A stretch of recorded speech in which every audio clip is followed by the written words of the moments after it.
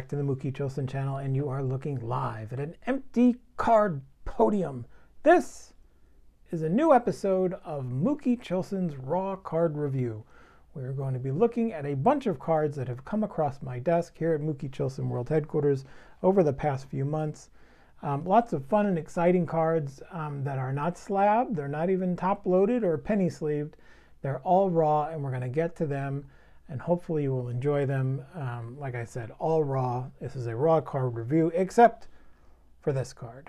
1959 Topps Willie Mays All-Star. This is a gift from my buddy Kevin.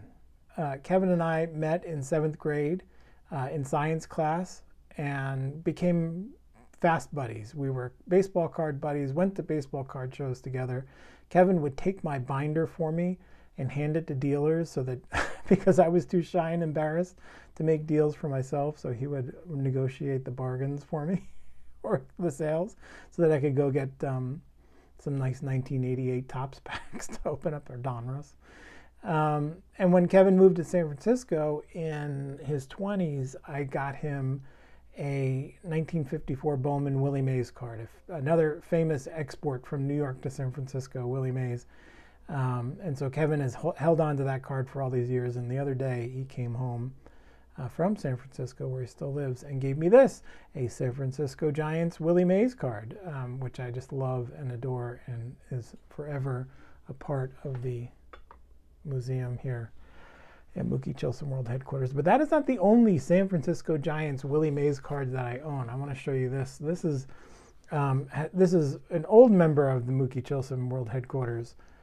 My 72 Topps traded Willie Mays. You can see there next to Willie's face, over his face, in sort of, sloppier font, traded to Mets. So a youngster decided to turn this into a traded card when Willie went from the Giants back to New York.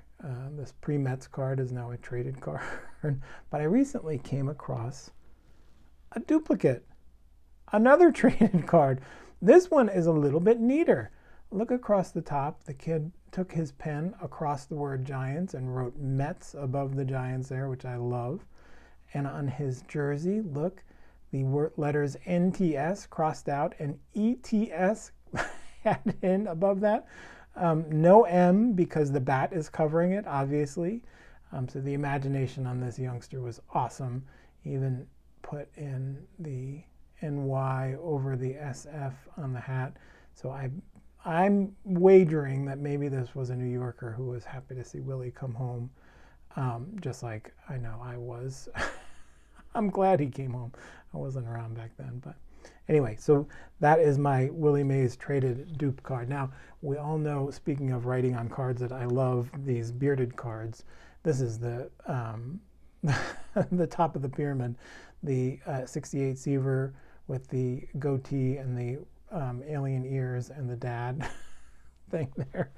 But then, of course, we have the bearded Seaver on the 71 Topps card there. You see these sort of Wolfman Seaver kind of look there with the goatee or the, mutton chops and the beard and the mustache. Well, wouldn't you know it, Tom Seaver wasn't the only one to get the Wolfman Jack routine. I found this card on eBay and I had to pick it up quickly. So there is Brooks Robinson in Yankee Stadium in disguise, which is pretty cool. I don't know if this was the same kid with the same card or just the similar kid with a similar imagination. That looks like marker, to be honest with you, now that I look at it, whereas Tom's is ballpoint pen. So I bet different kid. That's the forensic analysis here at the World Headquarters. So welcome to the museum, Brooks Robinson. Now, speaking of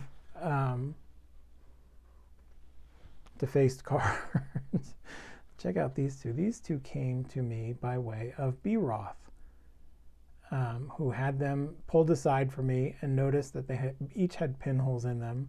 And my guess is, there's the 70 Ernie Banks, you can see there, the telltale corona of a thumbtack there at the top. Same thing here for Hammer and Hank. And what's amazing is, or possibly amazing, I don't know, maybe I'm reading too much into this. You can see there's a little circular thing going on over here on this side, and I think there's also some kind of indentation on this side, and it makes me wonder if at one point these two cards were next to each other in the same collection with a pin stuck in the middle. You can see some kind of pressing in there. Maybe I'm reading too much into this. Maybe I'm taking leaps where leaps don't exist. But ironically, these are both, the Mets beat the Cubbies in '69 to get to win the East, and then they beat the Braves to get to the World Series. So these are two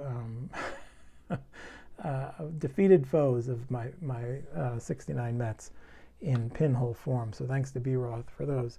You know, when you're a pinhole collector, you often find some interesting things about cards.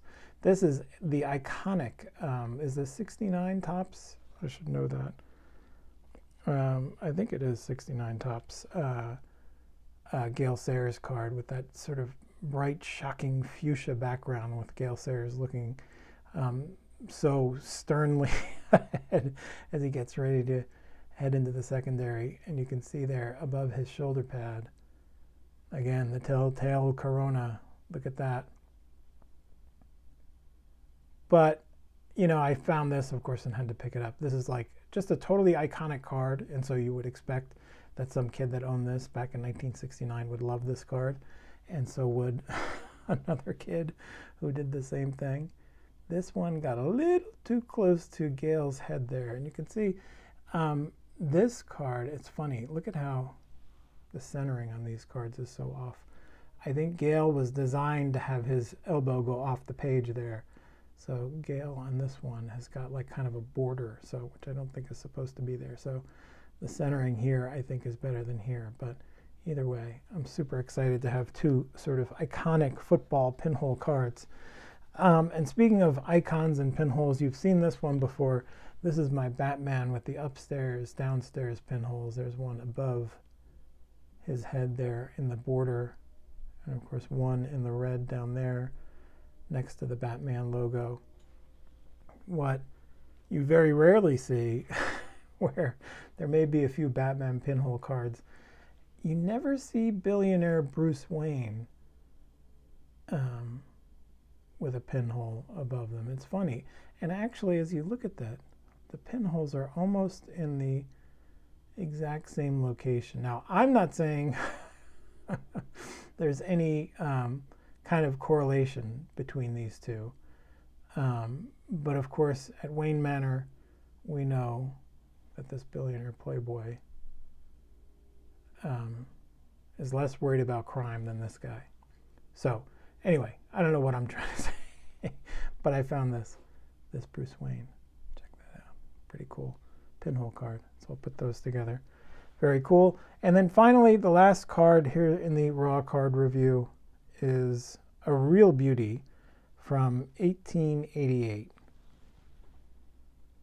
This is a N4 Allen and Ginter Cardinal Grosbeak,